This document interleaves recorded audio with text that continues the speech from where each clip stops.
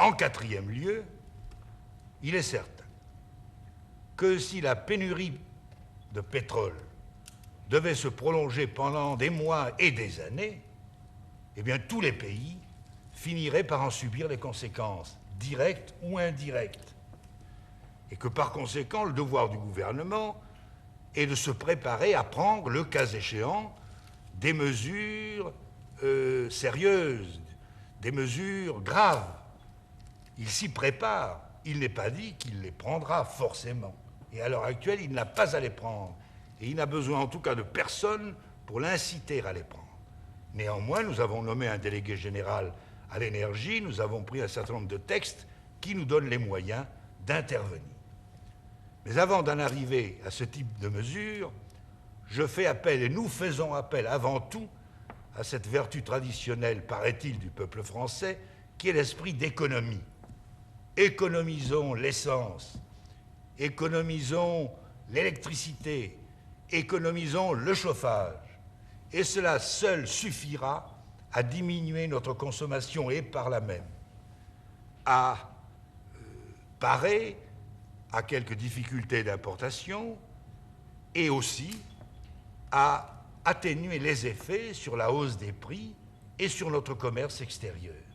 Que tous les Français veuillent bien, en pareille matière, aider l'action gouvernementale, et mon Dieu, nous arriverons bien, je l'espère, à surmonter les difficultés.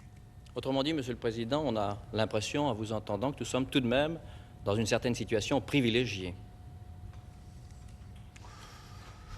Privilégié, c'est beaucoup dire, c'est peut-être trop dire. Mais enfin, il n'est peut-être pas besoin de grands efforts pour trouver d'autres pays qui, dans pas mal de domaines, ont à l'heure actuelle plus de difficultés que la France.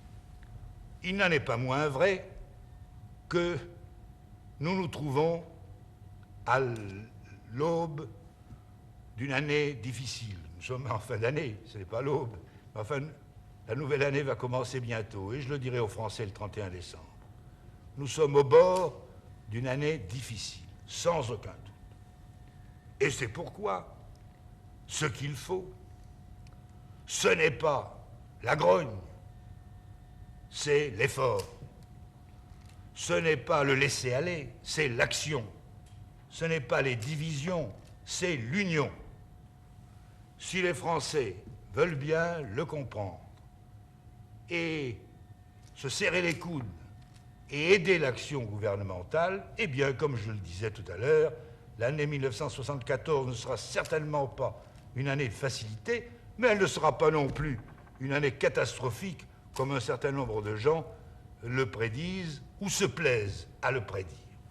Monsieur le Président, une photographie de l'opinion, ce matin même, et vous devez avoir ce sondage sur votre bureau, dit que 3 Français sur 4, 75% des Français, en gros, sont non pas moroses, mais plutôt inquiets. J'imagine que parmi ces motifs d'inquiétude, il y a les prix. Alors, que faire pour les prix?